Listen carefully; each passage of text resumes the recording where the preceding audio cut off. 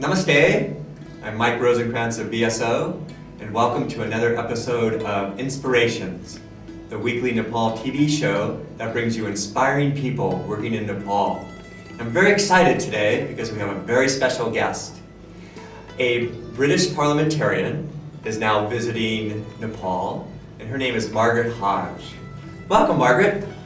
Thank you. So nice to have you here. Thank you. So nice. And can you start off by telling us a little bit about your background? I know you've been in public life for a number of years. Well, I've been active in politics in the UK for 40 years, so it's a long time. And I spent the first 20 years in local government. I have 4 children, so it was when they were being born and when I was bringing them up.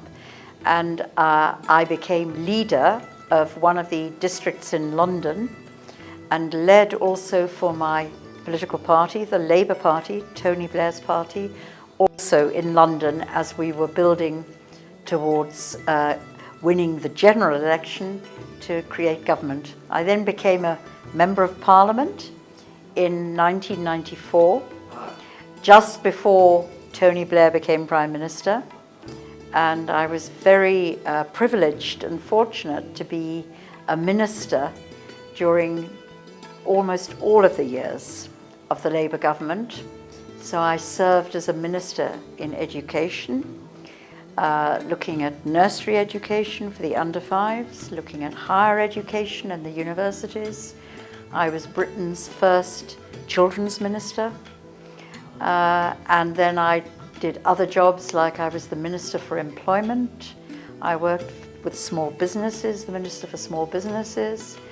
And my last job was the Minister for Tourism, Culture and the Creative Industries. And now you're heading up what is it? Well, Labour lost the general election, so I then went back to be active in Parliament. And we have the most important committee in Parliament is the Public Accounts Committee, that holds the executive, the government, to account for all the money it spends. And that's something like 700 billion pounds sterling a year. And the chair of that committee is always held by a member of the opposition. So we now have a Conservative Liberal Democrat coalition government. So Labour Party is in opposition, I'm a member of the opposition. But there are 2 firsts. The position used to be filled by the political party leader. For the first time we had elections. So I had to stand for election and gain the support across the political parties to become the chair. So I was up against 5 men.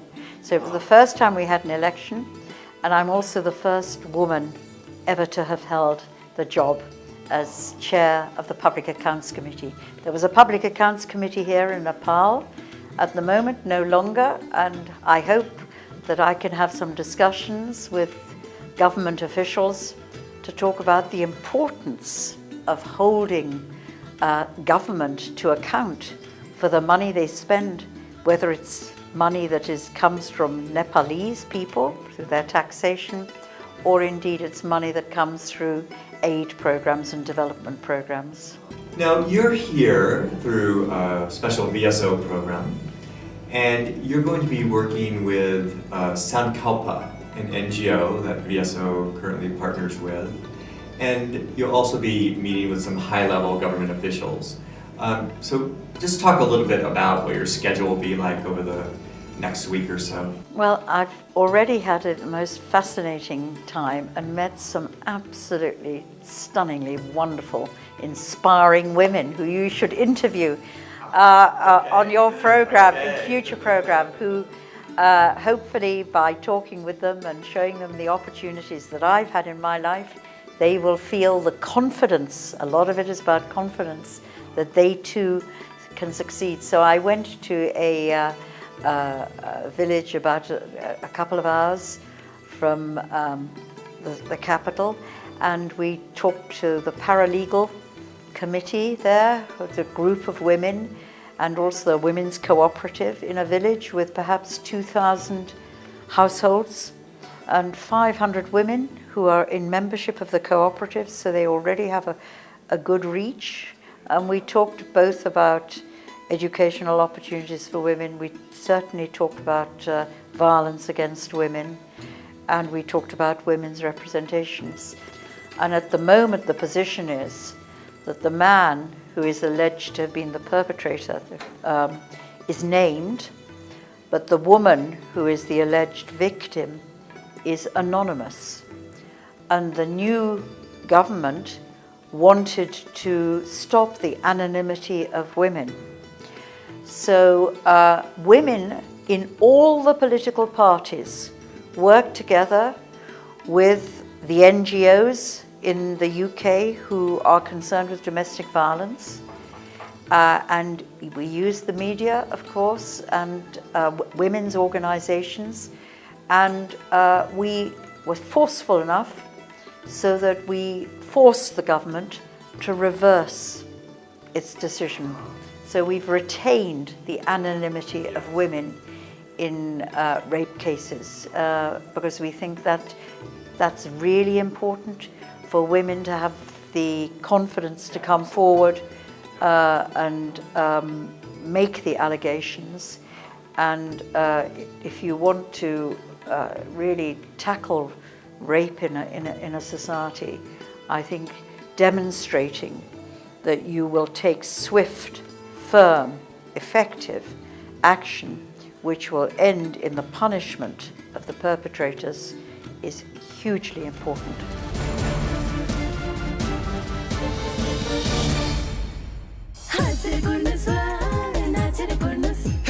उठेर गर्नुस् वा बसेर गर्नुस् दाहिने देब्रे जुनातले गर्नुस् नागरिकमा नगद पुरस्कार पक्का पक्की छ कुपन जसरी स्क्रैच गरे पनि नागरिकका हरेक वार्षिक ग्राहकलाई हजारौंको नगद पुरस्कार पर्ने पक्का पक्की छ टिभी हेरेर बुझ्नुस् वा रेडियो सुनेर बुझ्नुस् हामीलाई फोन गरेर बुझ्नुस् पत्रिकामा पढेर बुझ्नुस् नागरिकमा नगद पुरस्कार पक्का पक्की छ अनि पुरस्कार नपरेमा 10 वर्षसम्म निशुल्क नागरिक दैनिक थप जानकारीका लागि phone number 426 8656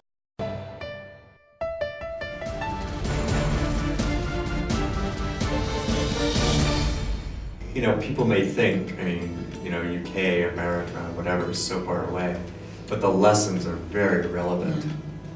I completely can understand the different cultures and the different values that, you know, and it's very difficult very often to translate UK practice into Nepalese culture. But I am struck by two things, if I may say this. One is that the culture here, the women, is to try and bring the women back into the family again, even though they have been victims of abuse within the family. And I completely understand that. But I have some concerns and would like just to share it with your viewers. Yeah, please. There is a very high suicide rate here among women who of childbearing age. I have been told, if it is true, that it's 16% of women of childbearing age commit suicide, and then another 5% die from a so-called accident, which we don't really know what that means. So that means 1 in 5 women of childbearing age is choosing to end her own life. And that is a symptom of terrible unhappiness. So I would again share with your viewers what we do in the UK. It may not work here, but it's worth thinking about, in that when a woman has the courage to come out and say that she's being abused, that takes huge courage to do that, take that very first step. And she comes out, and we have, like you have here, safe houses. We call them women's refuges, you call them safe houses. And they can come with their children, which is really, because what mother wants to leave her child? That's another big wrench. And then there isn't a prescription. The workers will work with the women depending what is suitable, because putting a woman back into a family where the violence will be repeated and in fact maybe worse the second time because the woman has dared speak about it outside the home the first time, may not always be the solution. So in the UK, the government gives priority to providing housing for women who have been subject to domestic violence, for the woman to resettle with her children. Now that, again, I know is culturally very difficult here, but it's just worth thinking about. And there's extra money from the government to support the woman in providing for her children. And that may help. It may be wrong here for Nepal, but it may be just something that people start think about, and for those women who go back into the home and who then choose to end their own life, that's no answer either. Now, you've inspired many women in the UK and most likely throughout the world. Who has inspired you in your life? Probably politically, actually the man who inspired me most with courage and resilience and persistence and values is Nelson Mandela. Who can one say? So I now, with anxiety, watch, still in his 90s. But in UK politics, there have been some very brilliant. There was a woman called Barbara Castle, who was a Labour minister in the 1960s. And she was somebody I looked up to. She was a very feisty, strong woman. And she fought very hard for equal pay for women. Now, we still haven't achieved it today. This is 50 years on. But she brought in the legislation, which gave a legislative framework in which women can now take cases to challenge where they are paid less for doing work of equal value to the men. And we have a lot of very successful cases taken through the courts. Oh, fantastic. And finally, what message would you like to leave our viewers with? I believe in the equality of all of us as human beings. I also believe that society is a stronger and better society if we use the talents and the experience and the strength of everybody, whatever their gender and whatever their ethnicity or caste or whatever. So for women, for the society to waste the talents of women is inexcusable. So what I say to the women I've met is have the confidence. You have a lot to contribute to improving the quality of life for everybody in Nepal. So take that confidence, work with other women, build networks, and think, I can do it too. Thank you so much. Very inspirational. Thank you. Thank Good to see you, you. Margaret. Thank you for joining us, and we'll see you again next week. Tere Batuna.